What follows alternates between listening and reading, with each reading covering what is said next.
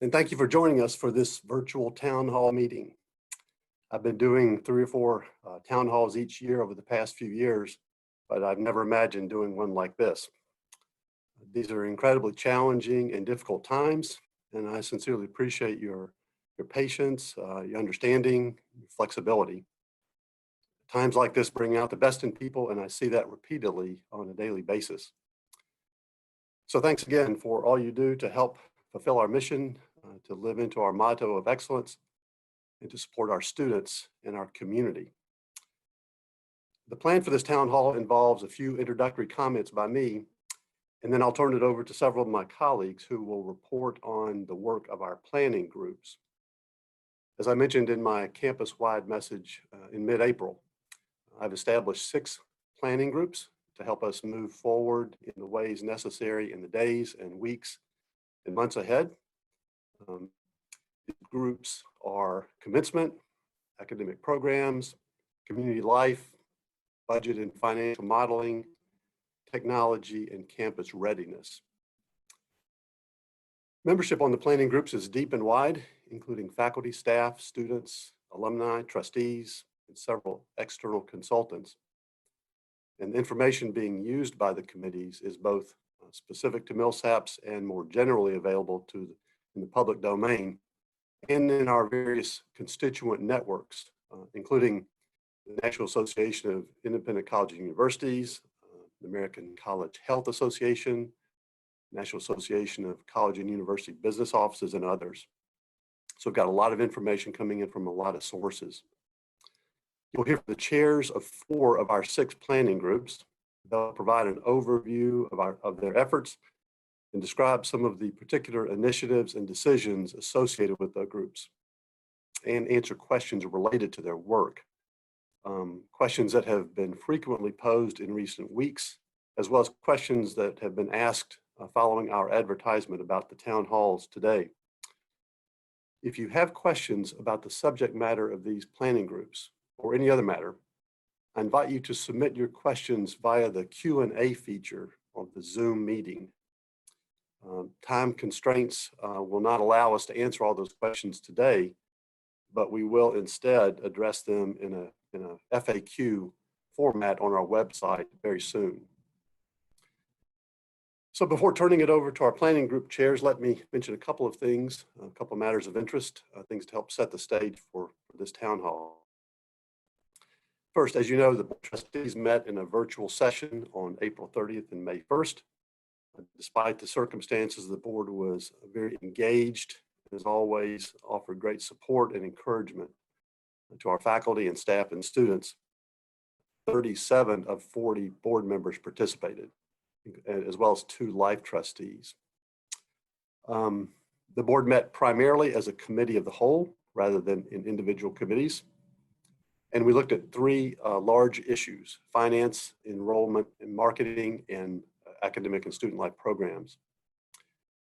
Our faculty representatives to the board committees have circulated reports of those meetings, and I hope you will all read those reports very carefully. Thank you, those committee chairs, faculty members of those committees. Action items were fairly limited. 4 individuals were elected for positions on the board pending approval by the Mississippi Conference of the United Methodist Church. 5 members of our faculty were approved for tenure and promotion: Beth Hussa, Peter Friedrich, Kristen Tordella-Williams, Nathan Schrader, and Veronique Belial. Congratulations once again to those colleagues for your great work and for the incredible opportunity now for you to join our faculty as tenured and promoted members. Much consideration was given to our budget and financial position, but because of so many uncertainties, the board postponed until July approval of a revised budget for fiscal year 2021. Shifting gears, I'm pleased to say that an announcement will soon be made about our new Vice President for Enrollment, an advisory committee made up of co-chairs Will Selman and Julia Daniels, along with trustee Ricky James and our colleagues Demi Brown, Harvey Pfizer, Liz Egan, Leanne Bryan, Jamie Fisher, and Annie Mitchell did a great job. and they were unanimous in their support of their #1 candidate. And I look forward to sharing that news with you very soon. As you've heard, we plan to return to a residential classroom experience beginning August 24th, which will mean many students and others will be returning to the campus in the preceding weeks. RAs, orientation leaders, foundation leaders, student athletes, and others. So we'll look forward to welcoming back in August. We will prepare for the on-campus experience to the very best of our ability in accordance with best practices and advice. And we'll do the same as we prepare to reopen the campus in June. So to discuss our campus readiness campaign, let me turn to our colleague Annie Mitchell, our new Vice President of Marketing and Communication, who joined Millsaps on March 9th. Ironically, Annie has never been on campus when students are here, but I've assured her that they do exist, and I'm sure she's looking forward to seeing our students when they come back. Annie, let me turn it over to you now. Thank you. Thank you, Dr. Perigin, and good morning, everybody. This is certainly a different way than I thought I would address you the first time, but I certainly appreciate the warm welcome that I have received since joining the Millsaps team, and I'm incredibly humbled to be among you and thankful to be here. I'm also pleased to be chair of the Campus Readiness Committee as we prepare to begin an on-campus residential experience in August. To that end, I have some incredible committee members, so you should feel like you're in really good hands. Those committee members are Coleman Bond, representing Facilities and Environmental Services, Carol Lowe, representing Community Health, Demi Brown and Molly Moss, representing Residential Services, Holly Stipniewski, representing Academic Affairs, Aaron Pelch, representing Athletics, John Conway, representing Campus Safety, Julie Daniels, representing Human Resources, and myself, Chair, and representing On-Campus Communications. Our committee is hard at work as we work together to identify how best to position our areas so our students, faculty, and staff can be in a healthy environment upon their return to our campus, as well as how we can all support the mission of our college, which is to educate our students to prepare them for life after Millsaps. So today you're going to hear a lot about what we know and expect, a lot about what we're working on, and a lot about what we don't quite know yet. So some of the many things the Campus Readiness Committee is working on include disinfecting campus facilities in advance of the return to our campus, as well as determining the volume and supplies necessary for ongoing disinfection and sanitization. Staying current and working with local and state health officials to establish best practices for testing. Developing recommendations for on-campus education and training, hygiene, and social distancing. Determining how COVID-19 will impact the residential and academic experience, and two of my colleagues will speak to that this morning. Determining how the NCAA and conference recommendations will guide the upcoming athletic seasons. The HAC will remain closed this summer, and summer events where social distancing is not possible have been canceled. Athletic Director Aaron Pelch is working on the plan for fall, including use of the college's recreational facilities in keeping with COVID-19 guidelines, as well as the virus's impact on our upcoming athletic season. The committee is working on the college's back to work protocols, and we're upgrading our communication strategies, both internally and externally. So that's what we're working on, but what do we know right now? Well, the college is preparing for all staff and appropriate faculty to return to work on campus during regular office hours beginning Monday, June 15th. The Office of Human Resources is currently working on and will soon communicate a return to work plan. However, please start planning toward returning to campus on Monday, June 15th. Guidelines for employees at high risk or with extenuating circumstances will be determined and managed by the Office of Human Resources. Social distancing while on campus should be maintained at a minimum of 6 feet. In an office or classroom environment, that means a separation of desks and limiting usage of common areas whenever possible. Meetings unable to adhere to this standard should consider moving to a larger space or going online. Hygiene should become a priority. All members of the Millsaps community should follow CDC guidelines for hand washing and the use of hand sanitizer when soap and water are unavailable. Cleaning and disinfecting campus surfaces will follow CDC guidelines. The college will make every attempt to keep all buildings stocked with appropriate cleaning and disinfecting supplies, which will be made available by the college in each building, and locations of where they will be communicated in advance. It is the responsibility of all members of the community to clean up their personal spaces and used surfaces prior to exiting an area, and to alert the college administration when general cleaning and disinfecting supplies are running low. Unless otherwise directed, protocols for the classroom will include faculty members distributing sanitizing wipes to each student at the conclusion of the class meeting. Students will then wipe down their own desk and workstation. Similar arrangements will be expected, developed, and communicated for other venues, including the Writing Center, work-study locations, library, residence halls, and athletic facilities.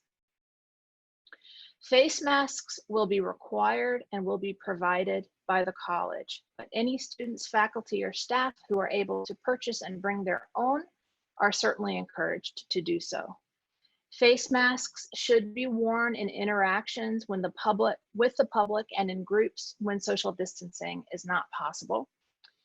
We also recommend you wear your face mask when you're walking across campus. And yes, the burning question, we are looking at Millsaps branded face masks. All members of our community are responsible for understanding and recognizing COVID-19 symptoms. All students must notify the health center of any potential exposure and/or diagnosis of COVID-19. Protocols are being established by the COVID-19 Campus Readiness Committee for this eventuality. All faculty and staff must notify their supervisor of any potential exposure and/or the diagnosis of COVID-19. Education will be made available to the community in the form of printed materials and in-person or video training. Personal understanding and compliance with CDC best practices related to COVID-19 prevention is required.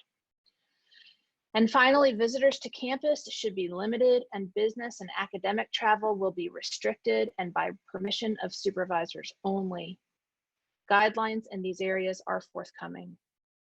I realize that there are a lot of questions here. Sometimes some people say there are more questions than we have answers.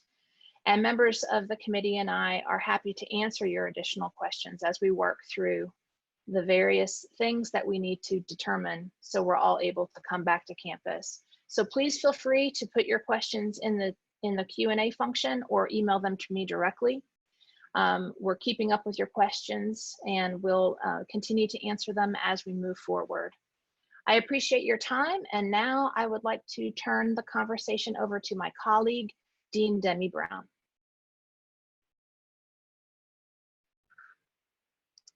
And Demi, I think you're muted. Thank you. Thank you. I kind of feel like that was a news handoff with all that information that you provided. The charge that I've been given is to look at our community life across campus with the goal of reframing and reinforcing the fundamental qualities of the Millsaps College experience and community through and beyond this coronavirus pandemic. Now, the work group we've assembled is focused on some principles that we want to make sure we hold to. We want to create and maintain a student-centered and student-led approach, always considering the needs of our diverse student body. We want to focus on the needs of all campus stakeholders, students, faculty, staff, and remain dedicated throughout the process to the academic mission of the college. We want to create positive, interactive, and energetic experiences to allow for the formation of a healthy community. We want to inform and consult meaningfully with all campus constituencies through clear, open, ongoing, and up-to-date communication. And we want to include the involvement of relevant campus partners like information technology, marketing and communication from the planning stage of these initiatives. We also want to utilize best practices established by relevant professional organizations, local, state, and federal guidance, as well as our institutional knowledge. With all of that in mind, we also want to make sure that we're focused on creating a new generation of involved and committed alumni. The committee that we are working with is a large and representative group of faculty, staff, and students. And we have some subcommittees that we're working on that will provide a framing for the work that we're doing. Our subcommittees and their chairs are Ryan Colvin, who is chairing our Across the Street group, which is examining how our community interacts with critical off-campus constituents. Molly Moss is chairing our Traditions subcommittee, which will inform on how we create a connected experience for students from admission to involvement as alumni. Fonda Devereaux is looking at our public events, inform on how we maintain a vibrant community through our events and with our guests and visitors to campus. Elizabeth Henry and Leah Hunter are focused on programming, informing on how we maintain a dynamic social community for our campus. John Sewell and Yvette Langdon are doing the important work around communication, on making sure we inform clear, open, ongoing, and up-to-date communication around our community life. And Aaron Pelch is chairing a subcommittee focused on athletics. How do we maintain and improve a culture that supports student athletes, coaches, and the importance student athletics plays on our campus. Other faculty and staff on the committee are Dr. Jenny Luton Yates, Dr. Stephanie Roth, and Dr. Nathan Schrader. Staff representatives include Molly Moss, Leanne Bryan, Joey Shelton, Jasmika Foster, Cindy Haynes, and Susan Womack. And we've also added a number of students to this work group, including the newly elected Student Body Association Executive Board, including Brenna McNamara, the president, Malik Marshall, the vice president, Dia Fortenberry, executive director of diversity, Sarah Springer, our program and activities committee chair, Drew Patel, our treasurer, and Carol Meyer Whitshire, who serves as secretary. The overall theme of many of the questions coming forward involve specifics about what will the fall look like. This work group is working through many of those questions. We're also spending some time educating ourselves on the best ways to engage in this work. Remember, this is new to us also, and we're working on understanding all of those best practices right now. I can say that our goal is to make sure our campus is as vibrant as ever, but we will come with a new set of individual and community responsibilities focused on educating our community on these new expectations of educating our community on these new expectations and getting full buy-in from all members of our community focused on our collective health. Physical and social distancing, wearing face masks, cleaning and sanitation, and the utilization of technology to deliver content, programs, experiences, and services. And we have a lot of specifics to deliver before we come back in the fall, and the committee is going to do that work. But we're in the middle of that process, and I know your questions are there, and we're going to take time to answer them as soon as we can. That's all I have, and I'm going to turn it over to Keith to talk about some of the academic, his work on the academics for the college.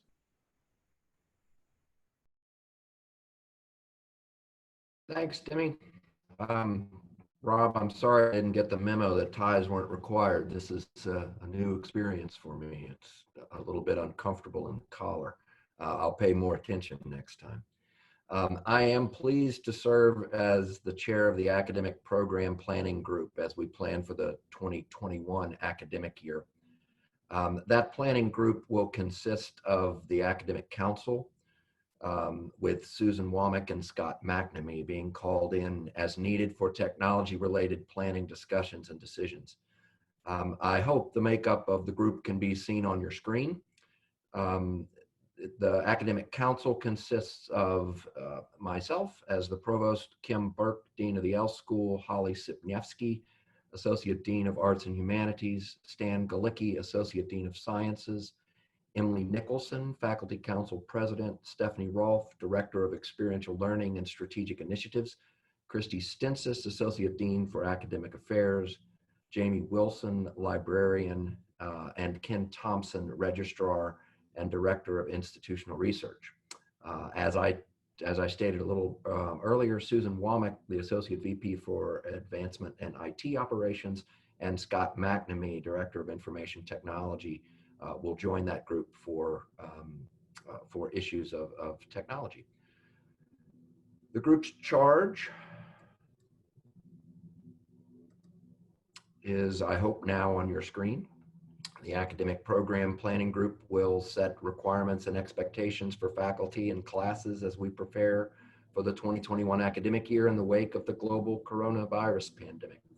Focus will be on developing clear mechanisms and criteria for supporting students responsibly in face-to-face instruction on campus and engaging those students who cannot attend on-campus classes effectively through remote instruction.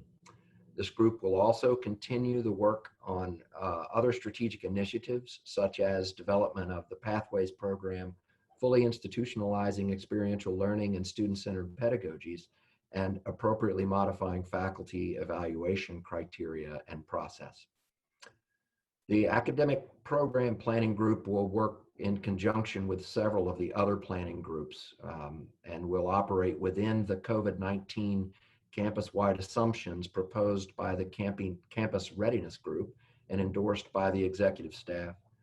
Annie Mitchell addressed many of these assumptions earlier in the context of the Campus Readiness Committee's work. Of course, these assumptions and much of our planning will remain fluid and will be subject to both the progress of the pandemic and to restrictions and guidelines set out by state, local, and federal agencies.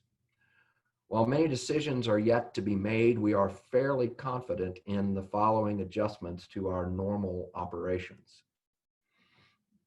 Office hours, advising, and out-of-classroom meetings with students will happen either remotely via Teams or in spaces that are large enough to allow for appropriate social distancing. We will strongly discourage extended face-to-face meetings in small contained areas such as faculty offices. Faculty meetings will be held via Teams, similarly to the open faculty meeting on May 6th. Committee meetings will be held remotely until further notice. Case and writing center consultation appointments will also be held remotely. Faculty will be provided personal teaching kits consisting of whiteboard markers or chalkboard in appropriate rooms, erasers, and other class tools. The faculty will bring those to class with them and take them when they're finished. We will limit or eliminate use of shared equipment among students where feasible. Where tools and equipment must be shared, students will be required to clean those tools after each use. We will strongly recommend or require all course materials and assignments be distributed, collected, and returned electronically. We will work over the next several weeks to adjust classroom, laboratory, and studio capacities to implement appropriate safety and social distancing requirements. We fully expect that these requirements will result in having to modify teaching strategies to cut down on participant density. More information later. We will look at the possibility of spreading out class offerings among the available time blocks. For instance, increasing the number of classes at 8 a.m. to allow for redistributing classes among rooms with appropriate capacity. We will almost certainly reduce the in-class time blocks by 10 minutes per meeting at the end of each block to provide 20 minutes between meeting times. Students will not be permitted to gather outside of classrooms, laboratories, and studios before or after classes. Teaching spaces with multiple doors will have dedicated entryways and exits. And where feasible and necessary, academic buildings will be marked with one-way hallways and dedicated up and down staircases.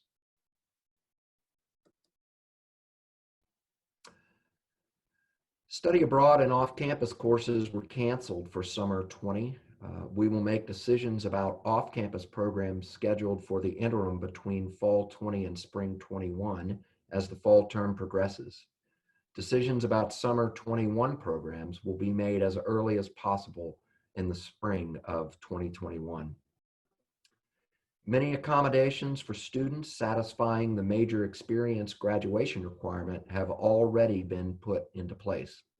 Other considerations are ongoing. Individual petitions will be considered through our normal process by Dr. Stephanie Rolfe, Director of Experiential Learning and Strategic Initiatives.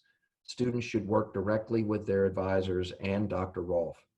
As a reminder, we already have in place a petition for counting non-credit bearing experiences toward the major experience. Faculty and course development workshops and training sessions will be offered this summer. Topics will range from effectively utilizing Course Connect to help with specific technological tools and equipment to developing effective teaching practices and pedagogies for blended and remote learning. All faculty will be asked to provide a clear plan for engaging students remotely as well as face-to-face for all classes.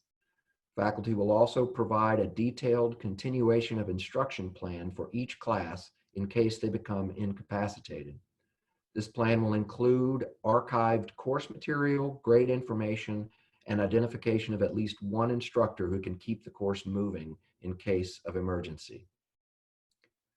I've already received questions from several of you concerning the possibility of faculty and staff with documented medical issues needing accommodations, such as the ability to teach remotely. We are working through that process, following federal guidelines and thinking through the needs of the college. In the meantime, please contact Julie Daniels, Director of Human Resources, with specific questions or concerns. Please do not try to implement course adjustments at the department level until we get a chance to have the larger conversations. Let me close by expressing my deep gratitude for the ways in which you have all risen to the difficult task of continuing teaching and learning and the essential support functions of the college during this pandemic. We've asked some previously unthinkable things of you, and we still don't know what is to come as this global crisis continues. What I have observed is an amazing can-do response and an unrelenting commitment to serving our students and the college. Thank you, and I'm honored to be part of this team. I'm happy now to hand things off to Whitney Emmerich, VP for Finance and Administration. Thanks, Keith. Good morning. I'm the chair of the Budget and Financial Planning Group. And given the financial uncertainty caused by the COVID-19 pandemic, the Budget and Financial Planning Group is charged with assessing the impact of different budget scenarios and developing mitigation or contingency plans that outline steps the college would take in the event selected scenarios were to occur. This includes actions that would be needed to reduce the budget deficit. My group consists of the members of executive staff, plus Julie Daniels and Susan Womack, in consultation with BKD, an accounting consulting group, and Jim Coggin, who is the board's finance chair. So as you're aware, the college has already taken several financial hits in the current year. We issued room and board refunds to students in the amount of $1 million for the portion of the semester that students could not be on campus. As Keith mentioned, all summer study abroad trips were canceled and summer events have been canceled to date.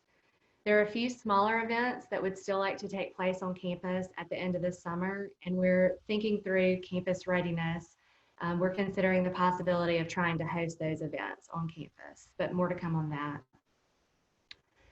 We have also incurred some additional expenses, mostly technology related, associated with transitioning to remote instruction.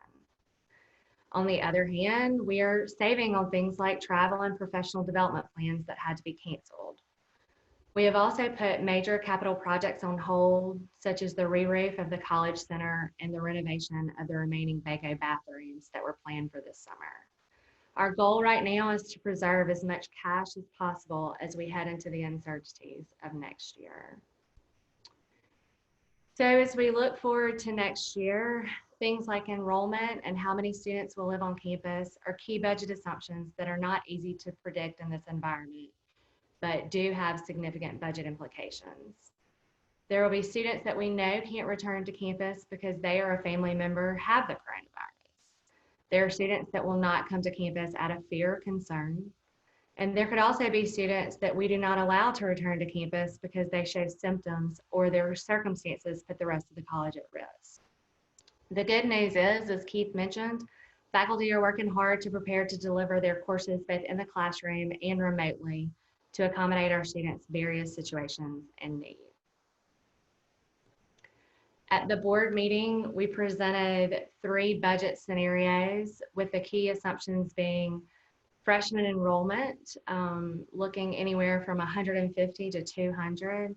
Our original budget was 220 freshmen, and we currently, as of this morning, have 169 freshman deposits.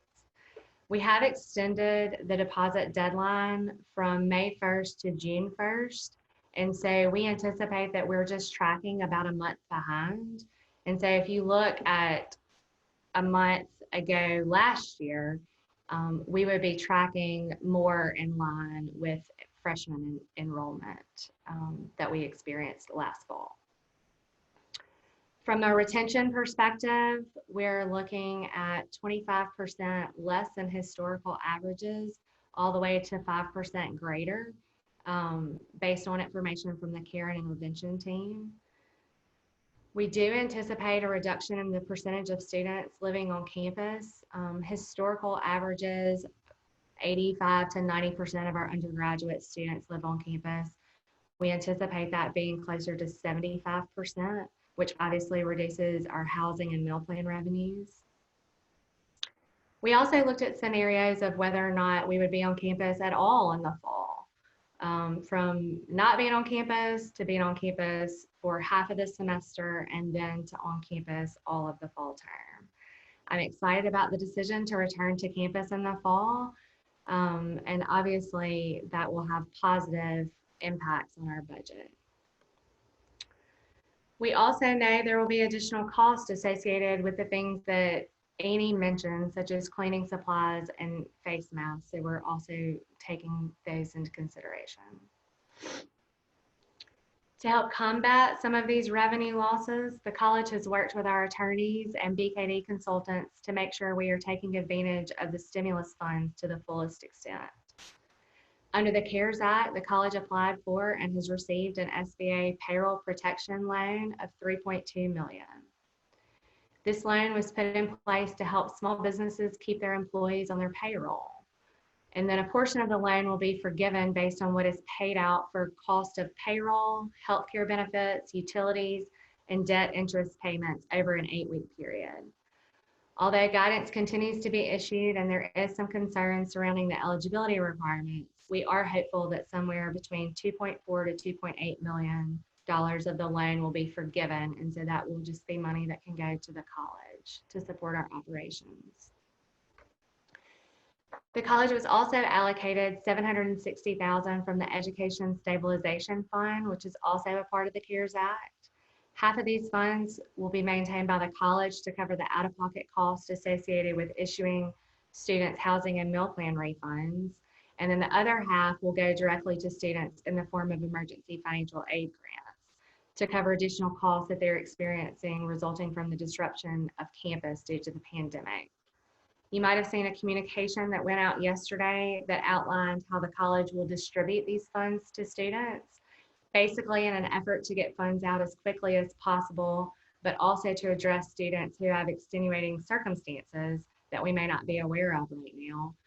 We're going to distribute those funds in two ways. First, 75% of the funds will go to students based on Pell eligibility and their estimated family contribution, or EFC. And the remaining 25% will be distributed based on an application process. I believe yesterday, within the first couple of hours of that communication going out, we had 25 applications. And then this morning we've received a total of 35 applications. So the care group on campus, led by Demi, is working on reviewing those applications and figuring out the best way to distribute the funds. Our planning group held its first meeting yesterday, where we began discussions about the best approach to review budgets and consider options for budget cuts. We will work through our plan in the upcoming weeks and share with you as more information becomes available. Now I'm going to turn it back to Rob for closing comments. Thank you all. I appreciate your support. I want to first apologize for some of the technical glitches, a few interruptions here, and the transmission is not entirely clear, but I hope you've been able to understand and gain from the experience. We hope to do this town hall again in the not distant future when we have more to report. Also want to thank my colleagues who have been working so hard on these working groups, these planning groups. The chairs, the full membership have been incredibly hard at work, and I know that we'll be well prepared when the time comes. We look forward to opening the campus in the middle of June and then restarting our academic program in August. So this time last year, I was working on a draft of a document titled Millsaps College version 2025. Although the circumstances in the world have changed dramatically since last summer, I hope and believe that the following introductory statement from that document remains true. This is an overarching claim about Millsaps from that document. Quote, Millsaps sharpens our students' raw talent and earned accomplishment for a life of purpose and responsibility. Academic excellence and a sense of belonging drive the educational mission as our students pair classroom and real life experiences, all in pursuit of career and life preparation that is infused with personal fulfillment and civic responsibility. In ways I never would have imagined, we are indeed pairing classroom and real life experiences, but the goal remains the same: to help prepare our students for lives and careers that are infused with personal fulfillment and meaning and civic responsibility. As I've often said, one of the primary roles of a college president is to be an articulator of reality and a purveyor of hope. Now more than ever, I feel the compelling urge to articulate, to share, to describe, to discuss the realities of the time. And not only to articulate those realities, but to prepare for them, to plan for them. But in doing so, this requires the effort and support of the entire Millsaps family. So thank you for your part in helping prepare for the present and coming realities. And thank you for your part in maintaining hope and optimism for the future. Please remember to send any questions you may have or things that you would like to hear more about to us through the Q&A process of this Zoom program. I look forward to seeing you all back on campus in mid-June, and thanks and all the best. Appreciate all you do. Bye-bye.